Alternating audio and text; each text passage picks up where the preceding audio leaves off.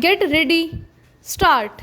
Sir, I rise to support the budget which has been presented by the Finance Minister for the year 2005 to 6. The budget is bold, innovative, and pragmatic in introducing many steps for restoring the economy to its proper path. We have got to see why this budgetary policy was introduced. This house knows what was the economic scenario at the time when the present government came to power in June 1991. The economy was going to be bankrupt in the international sphere. Our reserves of foreign exchange for the imports were not even for 2 weeks requirements.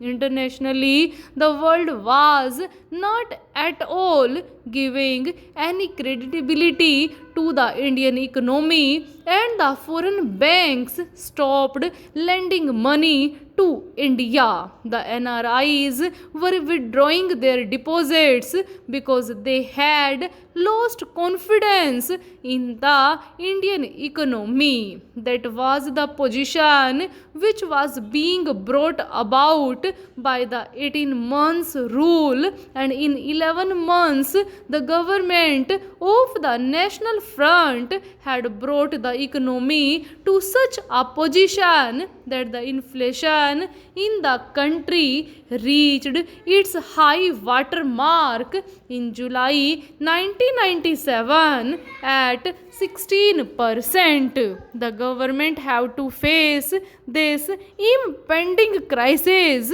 because if the international banks and institutions stop supplying funds to India, what will be our position, our credibility before the world? Faced with this situation, the government took the bold step of devaluation and took certain important immediate measures for restoring the economic strength and vitality of our country. The result is that the present position is that the foreign exchange reserves of our country have increased to rupees 12,000 crores.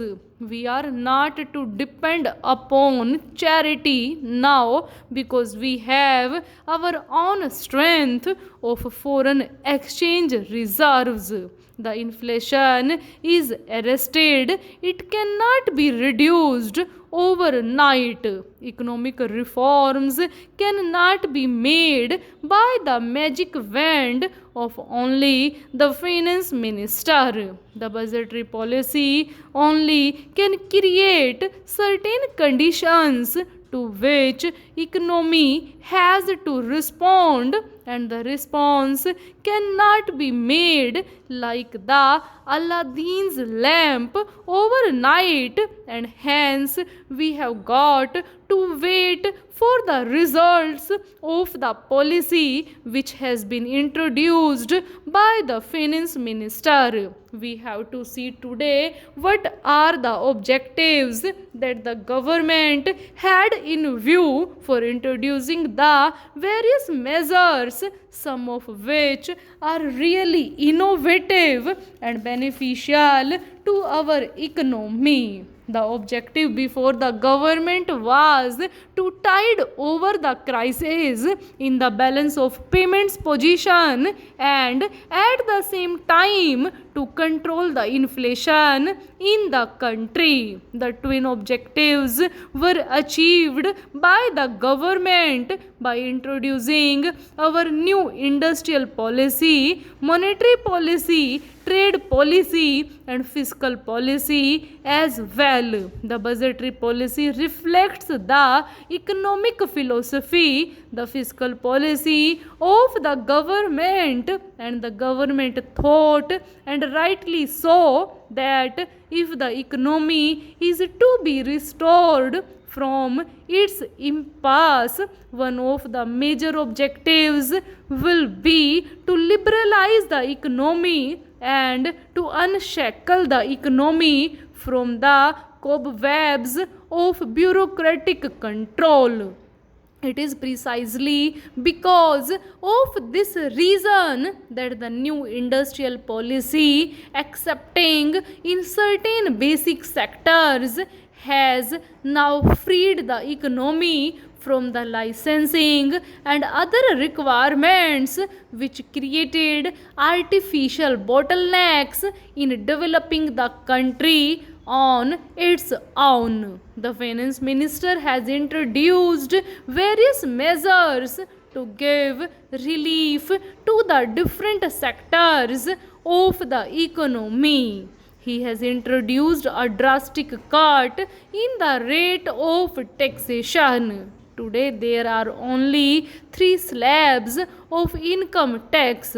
The people whose income is up to rupees 50,000 are to pay 20%. The people whose income is between rupees 50,000 and 1 lakh are to pay 30%, and for above rupees 1 lakh it will be only 40% with a surcharge which, as assured by the finance minister, will continue only for 1 year. He has also raised the taxation exemption limit from rupees 22,000 to rupees 28,000. In other words, the small income group will get a relief of rupees 6,000 as their tax exemption limit is increased.